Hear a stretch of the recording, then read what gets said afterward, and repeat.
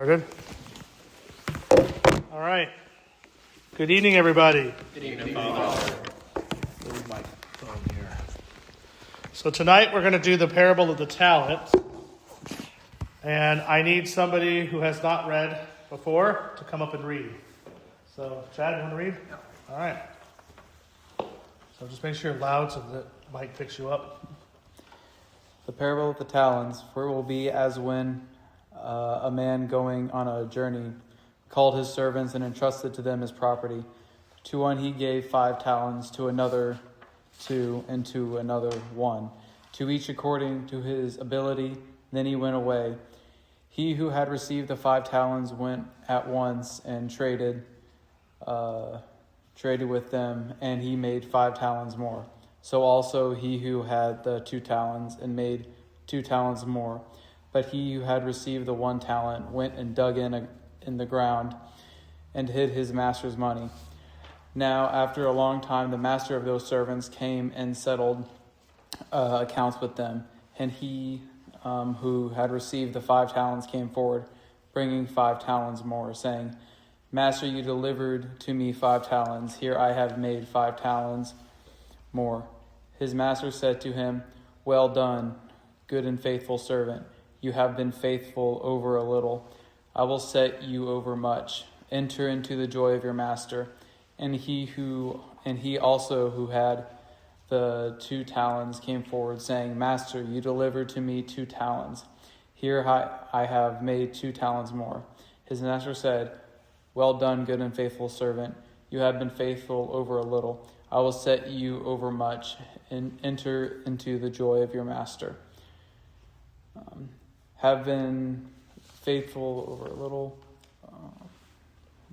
My bad, hold on. Sorry. Master, talents. Make 2 talents more. Joy of your master. Okay. He also who had received the 1 talent came forward, saying, Master, I knew you to be a hard man, reaping where you did not sow, and gathering where you did not winnow. So I was afraid, and I went and hid your talent in the ground. Here you have what is yours. But his master answered him, You wicked and slothful servant, you knew that I reap where I have not sowed, and gathered where I have not winnowed. Then you ought to have invested my money with the bankers, and at my coming I should have received what was my own with interest. So take the talent from him and give it to him who has the 10 talents. For everyone who has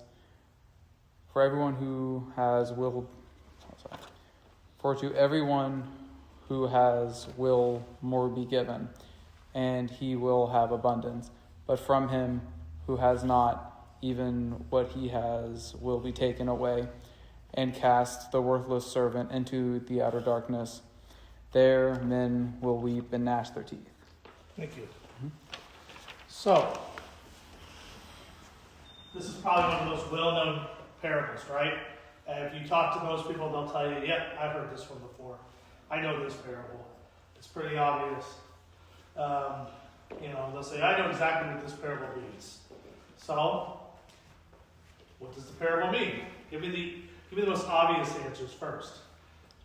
And then we'll get into and I don't want answers like, well, we're going to, when I've talked about with evangelism and stuff, we're going to get into that. But what's the easy answers? It's a good way to get called on and get it out of the way. So, The way I took some of it, speak loud, please. the way that I took some of it was it's the Lord delegates responsibility and to the people that have the capability. For example, like the one servant where he gave him 5 and got a return on 5. That was somebody he could entrust with a greater amount of responsibility. And then, in descending order. So that was one of the things I took away from it. No, you said that God gives capability to those. I don't know if that's 100% right, because you said gave capability to each individual, as though there are some that don't get are not being considered capable. Do you know what I'm saying by that? Like, the way you phrased it, that's why I'm asking you to clarify. The way you phrased it was God gives some people a job to do and others not. It's sort of how it sounded. That's not really what I meant. Everybody has a job. Everybody has a purpose and a task. But I would say that people have different tasks based on their different abilities. Does that make? Yeah, that's a little better. That's a better job of clarifying this. Yeah. I'm doing that mostly for the recording, just so people go, what? Understand that. I mean, I confuse people enough as it is when they listen back to this. I don't want to make them feel like, I'm kidding, I'm just teasing you.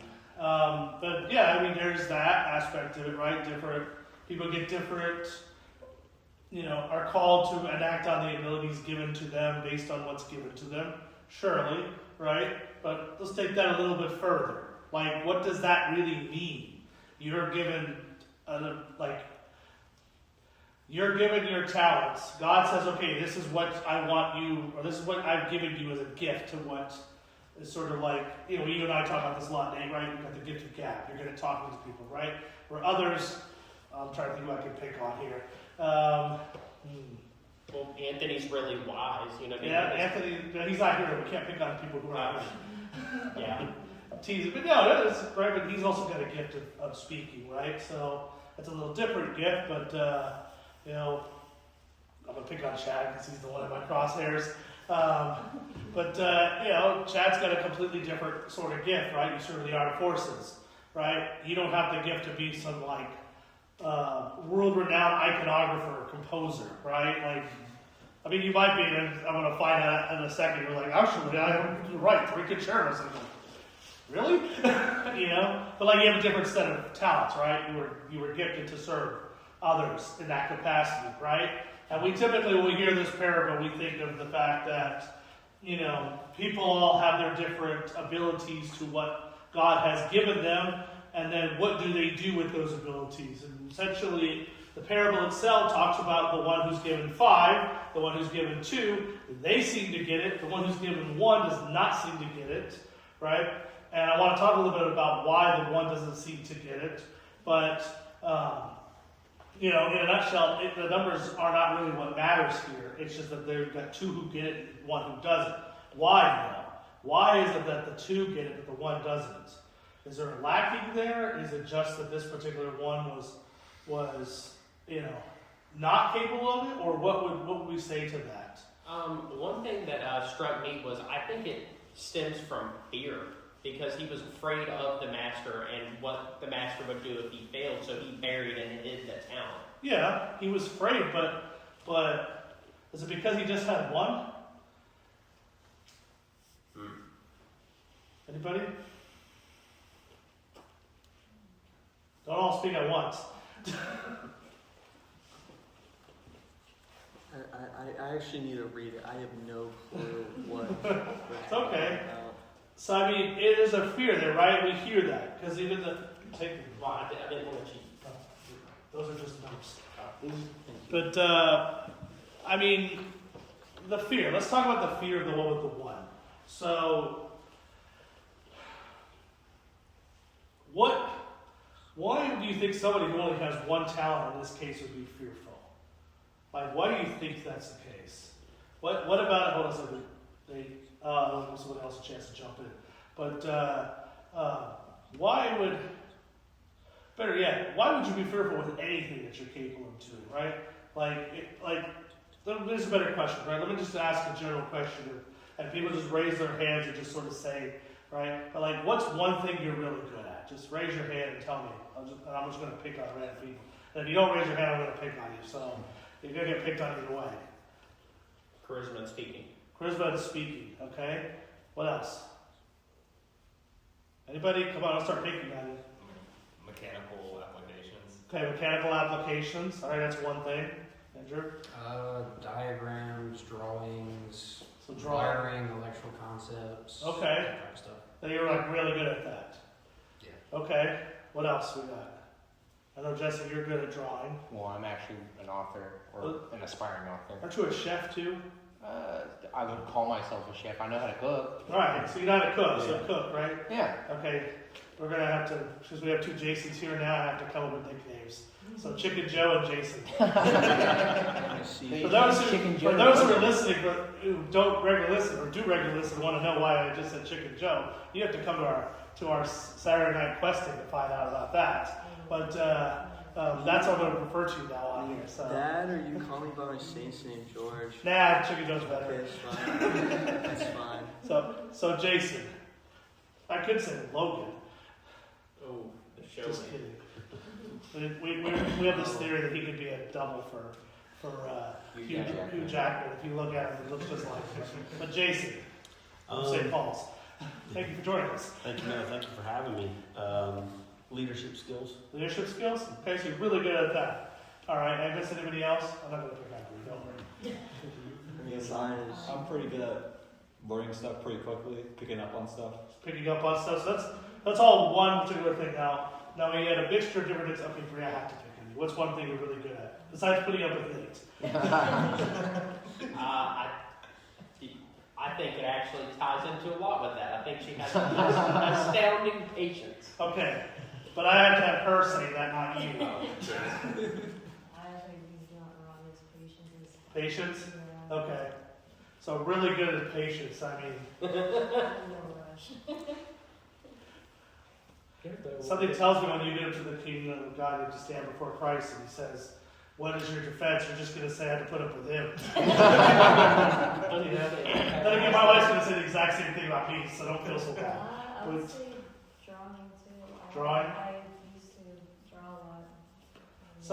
So these are all things that, everybody basically said, "Jen, if I can do something for you, I think I'd give you something." I think you're the only one that didn't give me one. Did you give me one? No. I didn't give you one. Jason, or Chicken Joe, and then Hannah didn't give me one either. You guys got to give me one. Well, Caleb, too. So quickly, because I don't want to take too long on this I want to get to a Okay. point. I mean, I'm really good at, I guess, mechanical work Okay, myself. mechanics.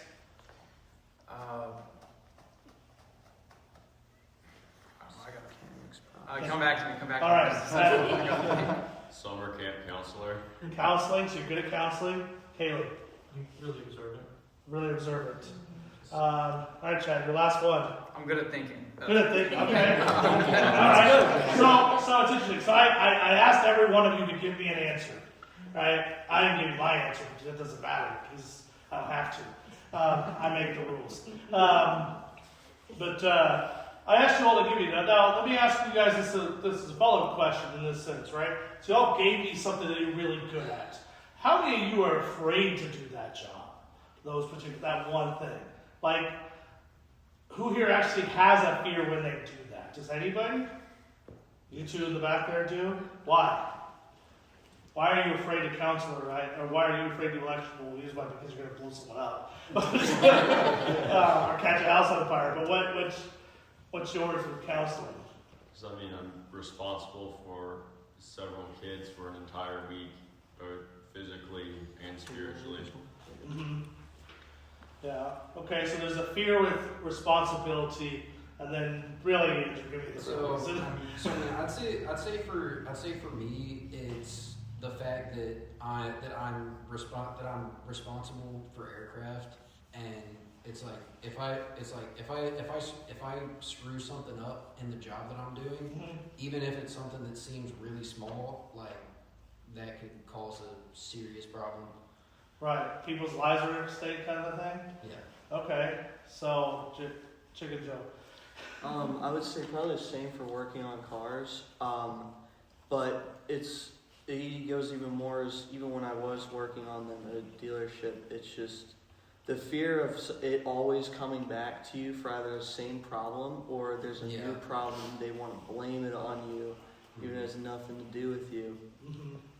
And then also just kind of the lack of money in it, and you have to spend more to make more. So you're afraid because of money? No, of like, what I mean, not just that part, but I'm afraid of working on something and not working out, and when it comes back with a new problem because of that issue, and I have to fix that. Like you made the problem worse? I either made the problem worse or the problem got worse because I fixed something. When something gets fixed, another problem occurs. And that's pretty much what it is. Okay. And I get nothing out of fixing the problem again when it just comes back for more.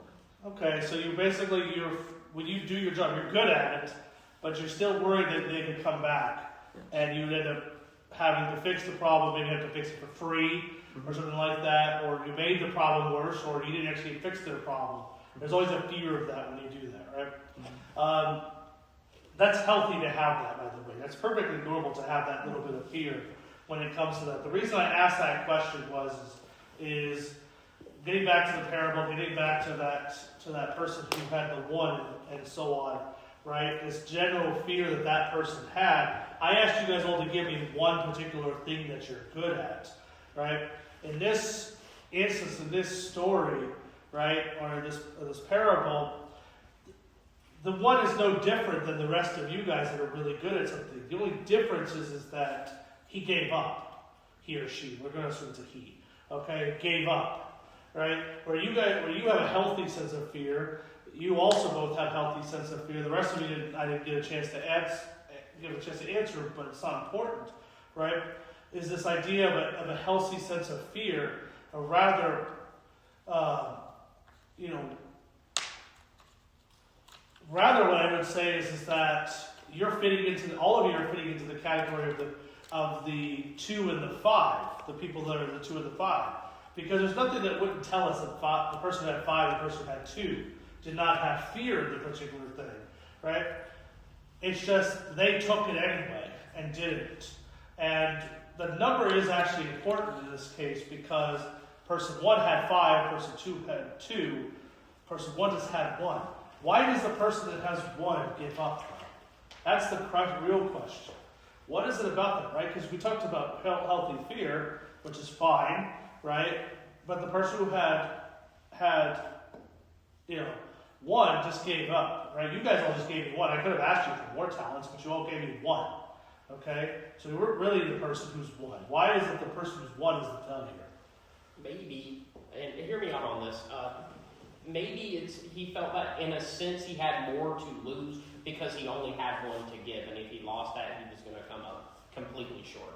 Okay, that's an interesting way of looking at it. How many of you guys here think you only have 1 talent? Raise your hand if you think you have 1 talent. Nobody? So you think you definitely have more than 1 talent. Okay, I could believe that, except for Nate. Just kidding. I can believe that. No, I can believe that. So if you all have more than 1 talent, you're obviously not the 1. Okay? But it still doesn't answer the question of why is it that the 1, it's an interesting way of looking at it, that the 1 who had the 1 he was worried he was going to lose it. And what does the master say? At least take it, put it in the bank, and double it on its own. Let the interest do it on its own, right? I would say, and I'll jump into here in just a second, because I would say that the thing that you guys are kind of missing, where I'm trying to get you and lead you guys to, is this sort of relationship between the one who had 1 and the one who gave him the 1. That's where I was kind of hoping you guys would take it, right? Like, let's look at the relationship of the master here, and the thing with the master. What is significant about the master giving the 1 just 1, whereas the others got more than that? Like, what's significant about that? Think of it from this perspective. I asked you guys a question: who here thinks they have more than 1 talent, and or doesn't have more than 1 talent? And all of you basically acknowledge it. You all have more than 1 talent. I didn't ask what those talents were, but you all acknowledge that you do. Okay. What does that signify? The fact that this master thought this person could only handle 1. Go ahead. Okay. Maybe it's a lack of confidence that he already has in this servant. So there's a lack of confidence. It's an interesting perspective. So Chicken Joe said, sorry, I'll just say Jason when I look at you. And I'll look at other Jason. Might have to keep calling you Chicken Joe. It's okay. You said you were worried that whatever you do would cause a problem, and maybe that right? How often do the people that you've worked with, or rather someone over you, do they ever feel like there's no confidence for you in your job, or do they feel confident you can do it? They always feel confident that I can do it. I never really express or show that. So yeah, they always know that I'm confident to do it, but they see my quickness in my work. Okay. Does anybody feel like that the people above them ever feel like they don't have confidence in them? Why? Well, everybody, we all do make mistakes, and sometimes I do feel like it's a little bit, me personally, an issue I have is I read too much into things. Yeah. And I think that might be a little bit what's happening with the guy that only got one talent. He might be reading too much into it. Sorry, I'm going off on a tangent. I don't know what my point was. Okay. Yeah, I think it might be him reading too much into it. Overanalyzing, so to speak. Who here overanalyzes things? Oh yeah. Everyone rose their hand on that one. You guys even hesitate on that one, right? Right? We all overanalyze things, you know? But again, I'm asking this hold on a second, Jason. I'm asking this one question because what is it to say that the person with 2 and the person with 5 did overanalyze as well too? This is not a very hard question, really. I'm making this harder than it actually is. I'm trying to get you guys to kind of throw out some ideas and things like that, like what you may see it, because we're going to get to the next point, which how it relates to the church. But I want to see where you guys come at with this. It still doesn't explain how the one with 5 or 2, they didn't overanalyze, but the one with 1 overanalyzed it. Why did he overanalyze it? First Jason and second Jason. Well, kind of looked at it kind of just my work life right now.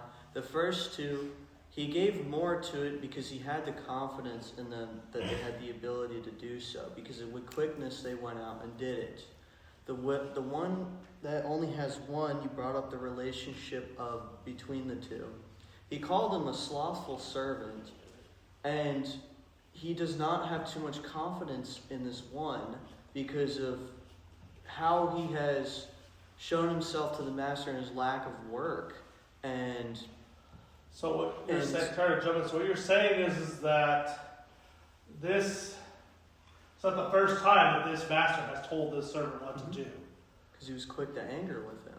Okay, that's an interesting thing, right? That's one of the things I was leading to with this other Jason. The quick to anger part, but also the master gave the person with 1 talent an opportunity to develop, to grow, and he did it. Right. That's one of the reasons I was going with this. So the one who gets 1, it's for those who. Do you have kids, Jason? Yeah. You do, right? So how old are they? 24. Oh, you got adult kids, right? No, he's still a kid phone. Well, I'm 40. My mom still thinks I'm a kid. Yeah. Okay, so right, when I think Austin also has kids. I think you 2 with me are the only ones that have kids here. So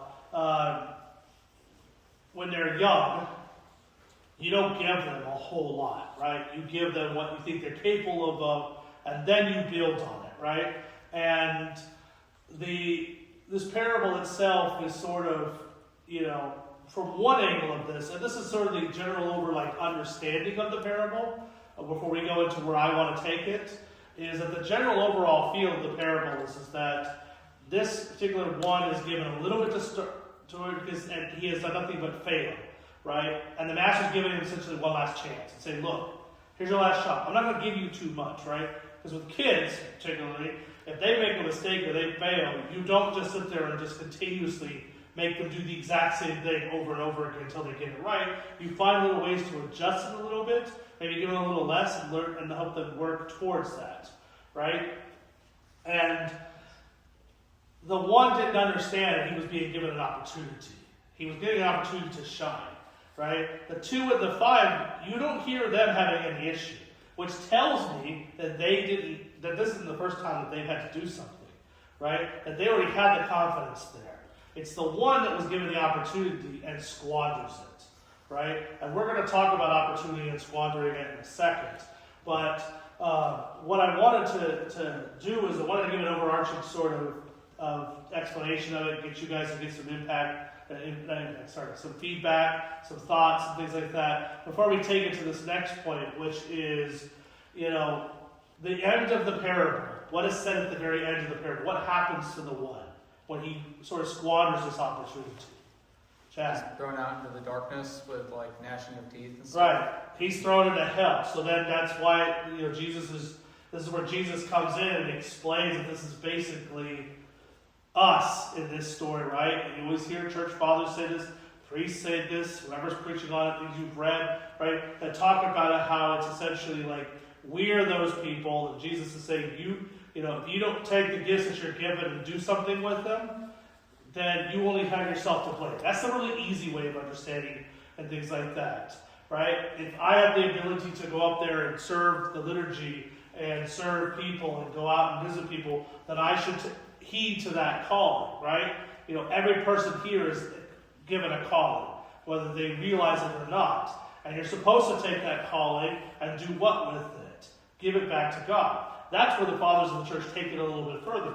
But I would then shift this to, so what does that mean for us, right? Like, especially with everything I talk about in these classes, what does that really mean? Those who have been here on a regular basis kind of have an idea of what I'm going at with this.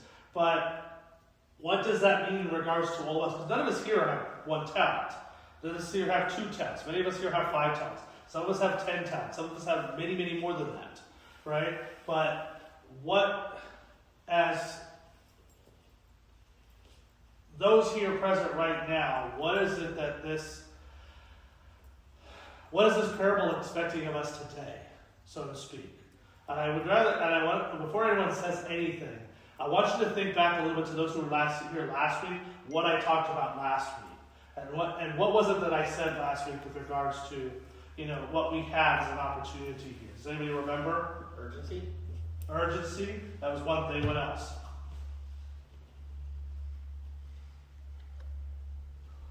You guys were here. You have no excuse. You should know. Thank you. What was the parable last week? Your soul was asking. The rich fool. The rich fool. Thank you. Yes, the parable of the rich fool, right? And I talked about urgency. What else did I say about all of that? What is it about this country and our situation here? What's that? We're rich. That we're rich, right? That we're rich fools. We have something here in this community, whether it's Savannah, or it's Lincoln, or it's anywhere in Georgia, or anywhere in the United States, right? And I talked about specifically that we have this opportunity here, and we're not supposed to squander it, right? We're not supposed to take what it is. I'll take that to this parable, right? So I always talk about how we have to grow this church, and how we have to grow, and continue to grow, and continue to grow, and continue to grow. And did I mention grow? Continue to grow. It has to be part about who we are. But why are we doing that? Why do I say that? In other words, what I'm saying is that this week's parable, the reason why I did it this order, is because the parable of the talents actually fulfill what the parable of the rich fool is called. They go hand in hand with each other, whether you guys realize it or not. Is why are we being called to take our talents in this sense? What are you all being called? I asked you guys to give me different things like that, right? That you're good at. My question would be to you all is, which one of those talents is to the glory of God? Which one of those talents would fit to the glory of God? Being good with speaking is good. Counseling is definitely definitely one. Where's mechanics in that? Where's electrical engineering? Where's sign making? Where's that to the glory of God? Where's picking up quickly on things, learning quickly? Where are those to the glory of God? Give me your thoughts on that. I'll look at you, Jason, for some reason. You look like you want to say something. Did you want to say something or not? I'm happy to talk. I'm new, so I don't want to. No, you're good. To jump like that. Because I was recently reminded of this actually quite forcefully yesterday by another parishioner. Our talents, like you were saying, should be to serve God for the glory of God, and in the aspect of growing the church and evangelizing, those things, if you had a church van that you guys used, and you had a mechanic around that could help service that, okay? So things like that's where I go with it. Mm-hmm. Where does that help us right now? It would help you get out into the community. I heard these gentlemen talking about going to visit a monastery earlier, so it could help with education and growth for themselves and within the church. Right. Okay. Other Jason, you want to say something? The way I look at it, well, recently, I'll put it like this. Recently, in my studies of fighting depression and anxiety, is for us to serve others. And the way that I look at with, my mechanical ability is I can use it to, serve others, no matter what. Okay. Josh has called me up. I need to still work on his car. It's just we're both busy schedules.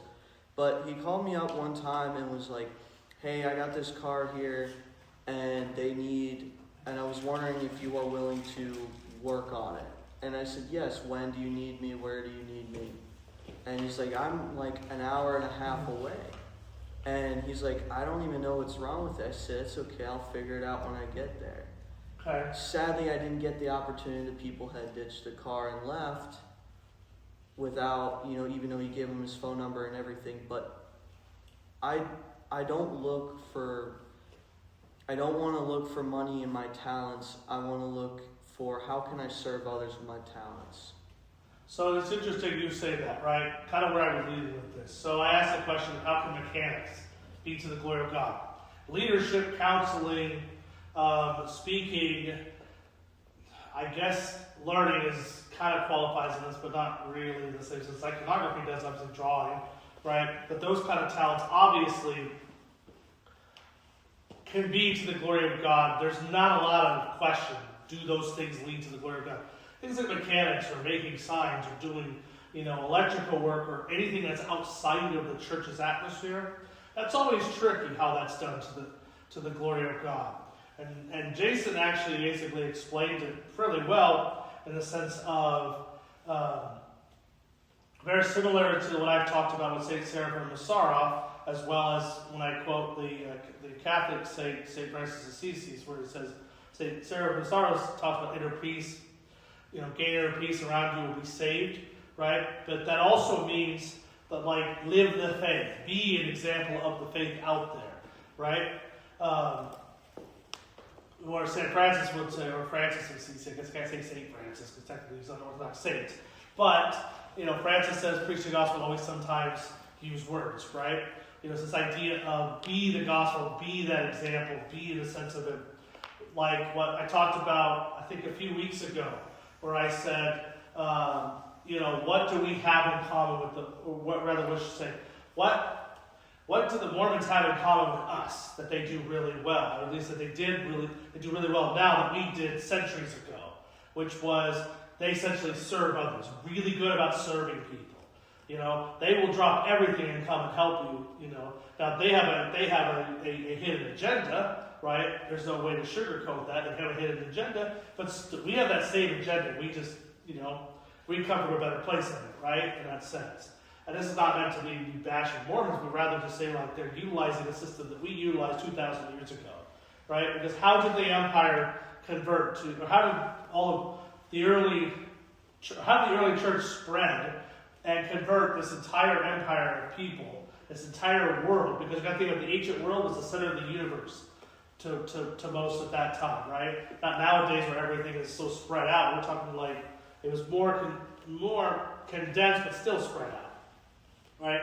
One of the reasons they did that was through their acts of service. Right? They took their talents regardless of whether they were even capable of doing it, and they just did it for people. They served others, right? I used that example of the Mormons a few weeks ago. I said, if you only knew the kind of food pantries they had, in Utah, right? I don't think, you guys weren't here when I talked about that. Who here was when I talked about that? You weren't here when I talked about that? Okay. I don't think Andrew, you were here. I don't think Caleb, you were here. Were you here when I talked about that?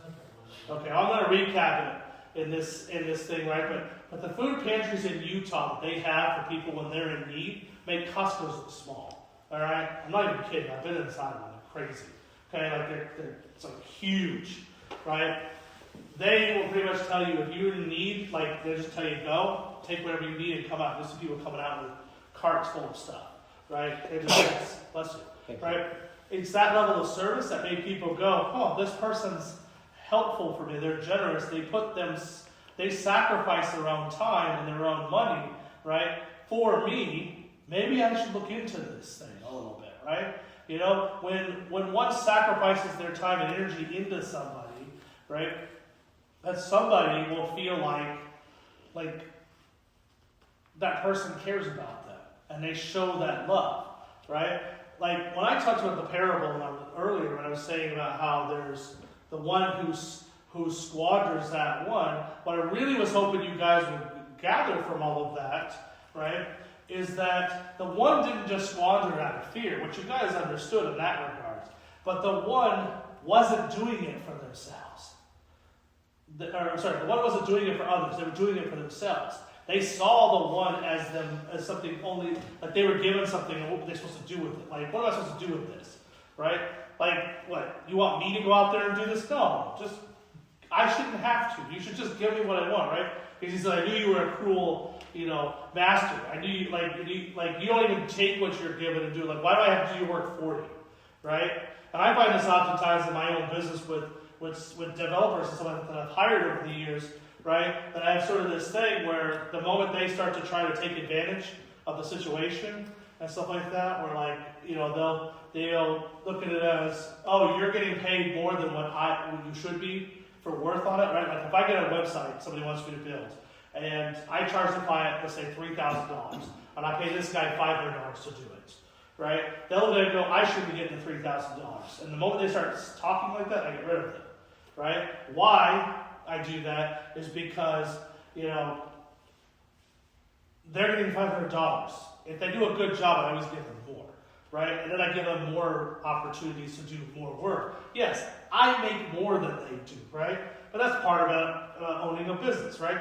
I don't have to, or I should say, they don't have to stay up late at night thinking about what's going to happen with that client, right? If that client's website goes down at 2 o'clock in the morning, I'm the one who gets the phone call, not them, right? I take on a little extra stress, so I call it like getting paid stress money, with everything like that. So if I charge a client like $3,000 for a website, and I'm paying someone out $500 to do it, right? That's $500 I'm paying. Out of that, I get the $2,500. But really, I always think it as I'm getting $500 too.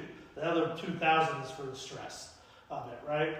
But I digress a little bit here by saying that the sacrifice aspect of it, where we sacrifice ourselves for the other, we utilize our talents for the other, right? We're there to do that for the glory of God because people see that, and that's what draws them into the church, right? When they see you out there in the world, right, showing charity without expecting anything in return, right? Although you all want something in return, right? You want them to come to church. You want them to find Christ. That's what you're really wanting, But you have to kind of trick them in a sense. I know that sounds like a bad word to say. We're tricking people. We're being deceptive. We're really not, right? We're not doing that. What we're doing is we're showing them what truth looks, and sometimes we have to, it's basically we're preaching the gospel, and sometimes we're using words, and sometimes it's showing them what it sells, right? Because the gospel itself is a living thing, right? We are supposed to live the gospel. We're not just supposed to read this book and say, yep, that's good to go. I'm good. I'm a better person now that I read this thing. We're supposed to enact that, right? Jesus doesn't just say, I'm sorry, the Protestants don't like this, right? But we are called not to just read these words, have that faith, but we're also called to live that faith, be examples of that faith, show that faith out in the world, because that's what brings people ultimately into the church, right? You use your talent to help somebody, right? You do it without even thinking about it. If somebody asks you to serve and help them out with something, right? Like, you don't question it. You just do it, right? And here's the thing, right? Use Josh as the example who called you, right? Josh didn't call somebody else. He called you to do it, right? Why did he call you? Because you will sacrifice your time for him. in this case, right? So in other words, what you're doing is you're showing people love. You're showing them what it really looks like. You know, and you're fulfilling what I talked about with the rich fool, where I said that the rich fool is the one, you know, we're the rich fool because we have the opportunity to do that today, and we're squandering it. We're absolutely squandering it. We're not taking the things that God has given us and the talents. We're actually burying those talents. We're burying what we have, right? I said this, I talk about my business a lot, oftentimes, right? Like, my business does not exist so I can, you know, I'd like to make a joke of saying, I don't do my business just because I like going to Disney. Sure, that's part of it, because Disney's not cheap, okay? Neither is hockey, right, which is something else that my business goes to paying for, right? And all of you who have kids who have sports, nah, don't ever tell me your sport's expensive, your son with his soccer. That's not expensive, okay? Hockey's expensive, all right? I'm just going to say. They say it's the most expensive sport out there, and I'm not even kidding, okay? Right? My daughter's at practice right now, just so you know, just like every day has to practice. It doesn't even get ice time most of the time, you know.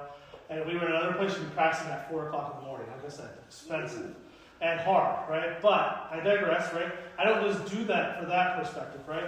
I utilize my talent with my business so I can grow the church. You know, I was talking about this with somebody else the other day of saying, you know, I'm really good at designing websites. I'm really good at SEO. I'm really good at branding and marketing, right? So I'm utilizing that aspect of it, losing money in this sense of it, because I got to tell you guys right off the bat, I can make a lot more money not being a priest. I can make a lot more money not being a priest. But I'm not even kidding how much I could make. If I got rid of my guys and just worked on my own, okay, I could easily be a millionaire by this point, okay? Now, that's not me being prideful or boastful. It kind of sounds like that, right? But it's because it's true, but also, like, that's not what I'm supposed to be doing, right? My calling was to serve God. Every person's calling was to serve God. 1 second, right? So I take that and I say, okay, I have this talent. I have this talent with my business. How can I use my business to grow the church, right? And in a sense of it, and I'll tell you guys something here, a little secret that I'm doing, so you guys are aware, right? I'm letting the secret out here, right? I'm sort of hoping that the stuff I do with this is going to force other parishes to start a marketing budget. Okay? I'm the church's marketing budget right now. Not out of boasting of anything, right? But I'm sort of hoping that the growth of this parish will show other churches they need to do that. Because there are people that are perfectly qualified in their parishes that don't do anything. Because the message isn't shared there to utilize your own gifts in that sense. Sure, having a church van would be great. That's a good example, right? But the better example is helping somebody with your talent, right? You helped a fellow parishioner with something who you know, and things like that. Now that exchange does not lead to that other person coming to church, but I guarantee you those kind of exchanges do lead people to come to church, right? It's going out there and being, you know, examples out in the community is what actually leads people. Utilizing the things that you have, right? You know, my talent brings people to church through the website, through the internet, right? You all have to figure out how your talent will do the exact same thing to bring people in, right? Sacrificing a little bit of your own time. Like, I'm going to pick on Caleb here for a second because he makes signs and t-shirts, right? You know, Caleb, you should be saying to me, and I'm sorry to put you on the spot here, but you should be saying to me, Father, we should make shirts for people at church. And I want to donate that time, I want to donate those shirts. Now, I'm not expecting you to do that. I'm just telling you that that's the mindset you have to have. You know, is that you have to take those gifts and those things that you have and utilize those in the capacity that you have in that sense, right? You shouldn't just squander it in and sit there and go, oh, I can't do those things. Because the thing about it, this is what I'm trying to get you guys to see and understand, is that not a single one of your talents cannot fit the church. If you get what I mean by that. Every one of those talents can fit the church in one way or another. Because every one of those talents is a calling to serve others and calling to sacrifice. Because true sacrifice is serving the other, right? And seeing and loving a person in the image and likeness of God, as we so often hear in the scriptures and also in the church fathers and here in the liturgy and so on, right? Is this idea of sacrifice, of giving to the other, seeing the other for that way. Well, guess what? That involves you actually putting in the work to it too. You can't just simply say, yeah, okay, I fix cars for a living, so I don't know how that's useful for the church. right? But it is useful, because in a sense, yeah, when you're a church van, it's useful. That perspective, but that's not always the reality, right? Not every parish can have a marketing budget. Not every parish can have these particular things, right? So you have to be creative in your own mindset and your own sort of thing of seeing it as, you know what? Where can I take those things and make that a possibility, right? You know, Jesse's been on me about, oh, Father, we need all these things to go on Saturday nights, right?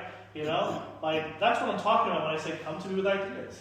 Come to me with things, right? I picked on Caleb about the signs and the shirt thing, right? You know, but really, like, that should be an initiative that you guys make, right? You know, my whole point about all of this is that if we have to not, we have a beautiful opportunity here with everything going on in our day and age right now. Like, as I said last week, we have this beautiful church, we have the theology, we have every aspect of every single thing, right, that the church has given us over 2,000 years. And we're in a time where people are very spiritually dead, right? We have an opportunity, like, we, in a sense of it, this is, you know, they often like to say that we live in a post-Christian world, right? I think we live in a post-religious world, right? But so did the early Christians. They didn't live in a Christian world, right? We are basically the 24th century version of the early Christians. And we can't squander that. We have to take our talents and go out there and show them that, right? You see how hungry people are. Look what happened when Charlie Kirk was killed, right? How many people are like posting all over social media, I'm going to church for the first time in blah, blah, blah years. How many people said that, right? They're hungry for it. Absolutely hungry for it. Look at the growth in our parishes, right? Look at the growth in here in this parish. Look at the growth in other parishes. It's there, right? It sustains itself if people see that it's real. And we already know it's real. We already know the churches. We already know everything has its foundation and such like that. But that's going to take more than just telling them that. It's also going to mean we have to show that. We have to show them that it's real. You have to show that. And how do you show them that? You don't squander your talent. Whether it's whether you have 1, 2, 500. You have to take whatever God has given you and use it for His glory. That's ultimately what this is about. Everything must be used for God's glory. And people need to see that. And so your talents have to be taken as, okay, Father's saying, okay, great, I have these talents. Now I have to practically approach that. And to practically approach it, you have to look at what God has given you and said, how can I use it to serve others? You know, do I just be the Christian who comes, like St. John Chrysostom would say, the nominal Christian just comes and does their prayers once in a while? Or am I the Christian that actually lives in faith every single moment without the fear? Because nowadays, we're afraid of everything, right? How many people are afraid to go out there and preach the gospel and live the gospel, right? You know, we're always worried about getting canceled or getting in trouble for if we misgender somebody or if we have the wrong opinion, right? Because now we know and we've seen, you may get shot for it. You know, you may get hurt for it. You may get robbed for it. You may get, lose a job for it, right? But the early Christians, they didn't care, right? They were in the arenas singing hymns, being fed to lions, and we sit there and go, it's Sunday morning, it's 9:15, shoot, I'm going to miss church. Oh, well, I'll go next week. Instead of, it's 9:15, okay, I'm going to be an hour late to church. I still go anyway. And not only do I just go, I go, you know what? I was an hour late. I'm not picking on anybody in particular, but I was an hour late. Father keeps talking about how we got this sign-up sheet that Tom's got. I should sign up for that. Or I should just stay after and help. Or what I should do is if I'm late, I'll go over to the hall and I'll make sure the coffee's all ready to go, although it's usually ready, but I'm using it as an example, right? In other words,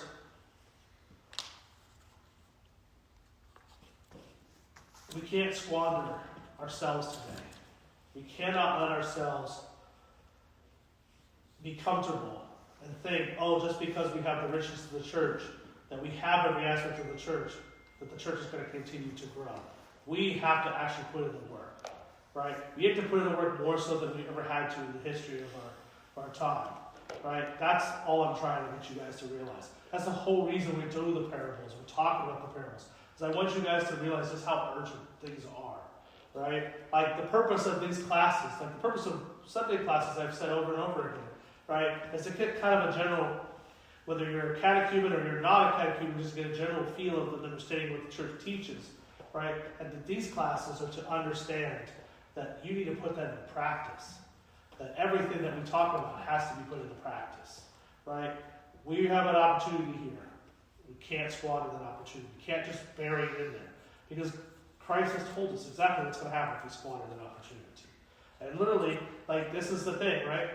There is not enough of this said, but I feel like it needs to be said yet again, is when you hear the liturgy, with the faith and love draw near, right? With the fear of God with faith and love draw near, right? There's not the fear in the right way because we're not willing to show faith and love. We're just basically looking at this as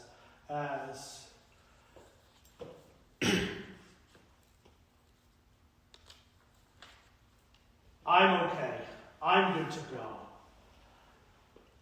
As long as I'm a good person, as long as I play by the rules, as long as I don't hurt anybody, I'll be okay. But Christ is very clear on saying that's not enough. It's not enough. Because you can't just be a good person. Look what there were hundreds of good people throughout history, right? That doesn't necessarily mean they were saved. Okay? The ones who sacrificed, the ones who loved, the ones who served others, they're the ones who were saved. They're the ones who took up that commission of saying, you know, when I love my neighbor, it's because I serve my neighbor, I help my neighbor. I don't sit back and just let somebody else do it, right? I don't just put it in the bank and hope it'll grow. I go out and I put the work into it. And we'll see what happens with that. But if you put the work into it and you actually take your talents and utilize them for the glory of God and for the building of His church, the only thing you get in return is it doubles that.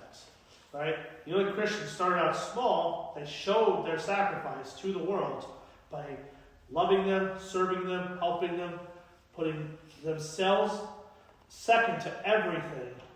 And the only thing it did was cause other people to go, that's different. That's something I want to be a part of. How many of you came into the church saying, wow, I want to be a part of this because it's different? Right? And even more so, how many of you came into the church and said, this is a community that actually cares and wants to care for each other and will be there for each other, right? That's what it comes down to. A healthy community, a healthy church utilizes those parts of this, right? Utilizes those aspects of that service, right? But that also means if you come into the church, all of you have to do the same thing, right? You have to do the exact same thing. You can't just do it in church. You have to do it outward as well. Hannah, I know you wanted to ask me a question. If you remember, it took a little while. Do you want to ask me a question? Do Orthodox priests take vows of poverty? That's a very good question. A little off topic to what I was saying, but in a sense of it, we don't take a vow in the way that a Catholic takes a vow of poverty. Rather, when I get ordained, there's an oath that I sign, and it simply says I will keep a good and orderly house, right? There is no, look, most of our priests are married, so you can't take an oath of poverty when you're married, right? They have the little advantage of not being married, so they're priests, so it's a little easier for them to do that. Monastics, on the other hand, are expected to take an oath of poverty, right? That doesn't mean I'm here to enrich myself, right? You know, I made that comment earlier about talking about my business and how I could be a lot wealthier if I wasn't a priest, right? And yet I utilize my business to grow the church. Right? It's for that very reason, in the sense I don't want my business to be, or myself to be consumed by that. Even though I'm perfectly capable of doing that, you know? Because the bottom line comes down to it is, I didn't become a priest so I could be rich. Now, there are certainly cases in which there are priests who go down that route, who utilize the priesthood for wealth. They're not good priests, right? That's not what priests are called to do. Priests are called to serve others, right? And yes, there are some who will sit there and go, I can't make a good salary, or I can't make a good living, right? Well, here's the thing, though.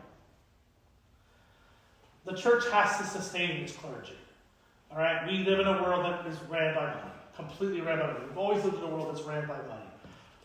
It isn't meant that the priest is supposed to be driving around a BMW, Okay, I'm about to get the other Jason in trouble here because the Greeks get in trouble for this all the time.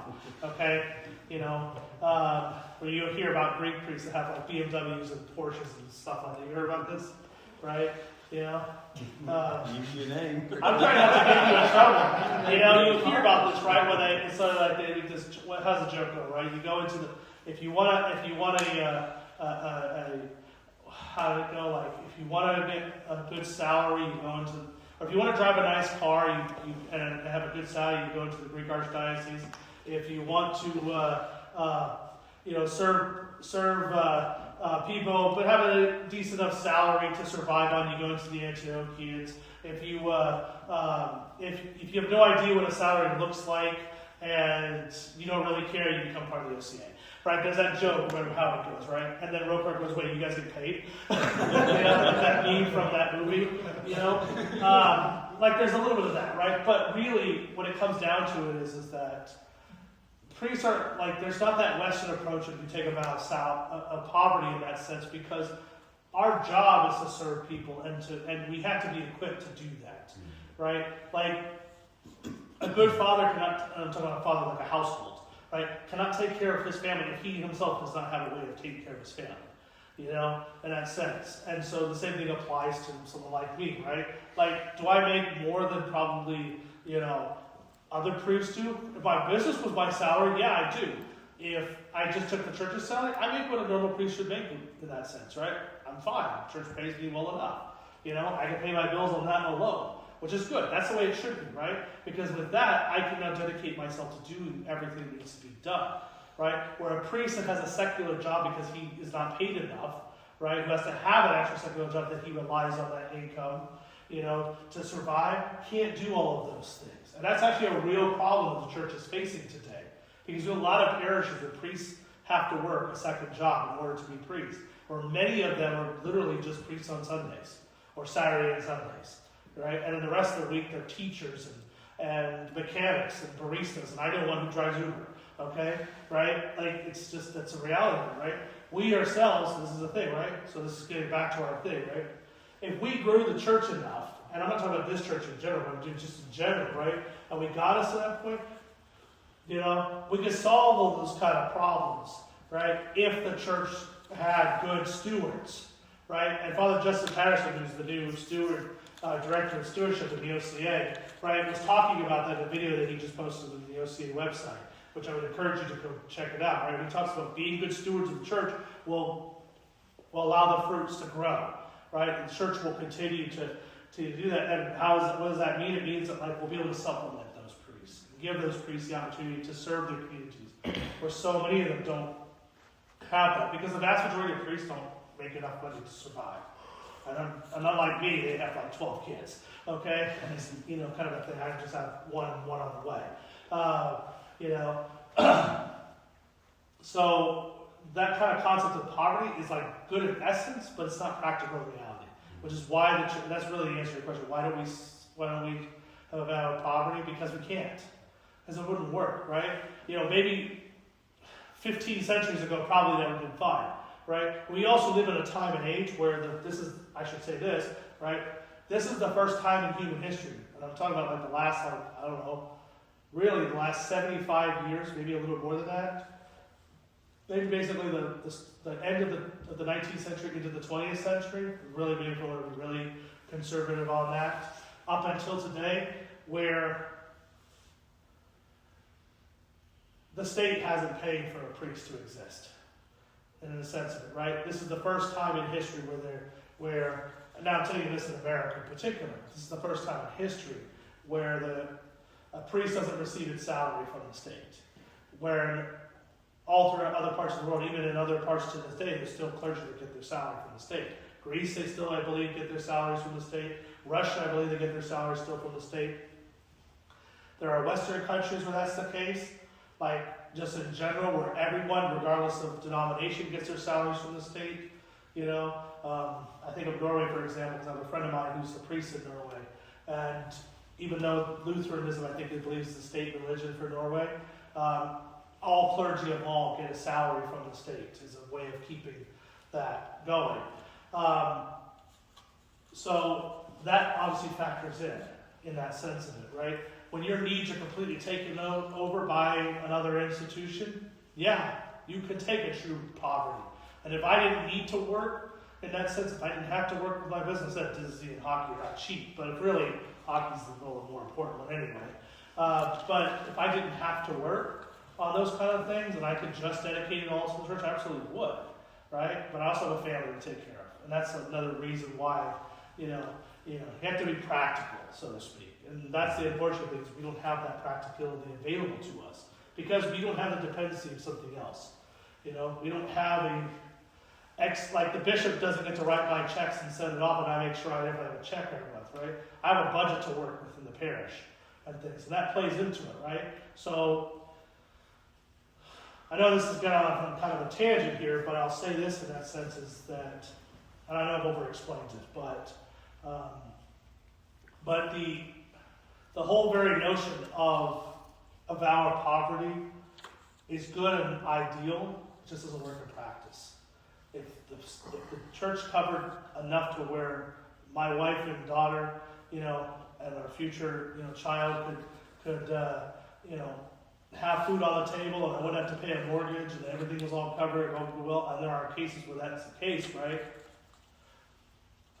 And I never had a vacation, and I don't know what that even looks like, to be honest with you, but yeah, sure, I can take a vow of that, but that's just not the way it works. You just have to. And I know it sounds like a politician right now. I could not take a salary and everything, and I could not go to Disney and stuff like that. But the reality is, you got to have some sort of downtime, so to speak. You have to have certain things that, and it's easy for like a Catholic priest to have that vow because he's not sitting there thinking about a hockey game at the end of the month that he has to drive down to Jacksonville for, kind of a thing. He's not thinking about that unless he's got an altar server who's playing in a game kind of thing. He's not thinking about that, right? Or a priest, an Orthodox priest, even a Presbyterian pastor or whatever, is thinking about those kind of things, right? And those are things that also are joyful things, is what I'm trying to say, right? So it's different. It's a hard question to answer because really it's a different way of approaching it. Anyway, we got a little bit of a tangent there, but I'll end this on this and pull us back to home. Was that a good answer for you, by the way? Yes, sir. Okay. It's a good question, but a little off the tangent here. So we'll bring it back to home here. I just want to end this by saying, let me see what time I have left. I'm about the mark I want to be at. So, to summarize everything I just talked about with the talents, right? You have all been given your talents. You've been given your talents to that God has given you, through the cross He's given you, through the families He's put you in, through the putting you here in this particular period in time, right? You should not and you cannot squander it. In other words, your very salvation is dependent upon it. That's what I want you to take away from this. When you think about the fact that whether you're a mechanic or somebody who fixes airplanes or, makes signs or, counsels people or is a good leader or whatever it is, or cooks for people or speaks to people, right? If you're not using that to build up God's kingdom, first of all, you're squandering it there. Second of all, you're squandering it for yourself. And that's the whole purpose of this parable. It's to go in hand with the rich fool, where we've been given all the tools necessary, and now you need to take that and do something with it. And if you don't take that and do something with it, and you stand before God, but you're having to give a defense, and He asks you the question of, what did you do with what I gave you? And your answer is not all of this. There's something I can do. I can tell you this, but it's all going to come down to what you guys do. Okay? So let's go ahead and pray, and then we'll do a few questions off the recording. It is truly me to bless you, Theotokos, ever blessed and most pure Mother of our God. More honorable than the cherubim, and glorious beyond compare than the seraphim. Without defilement you gave birth to God the Word. True Theotokos is magnified. In the name of the Father, Son, and Holy Spirit. Amen. Amen. Amen.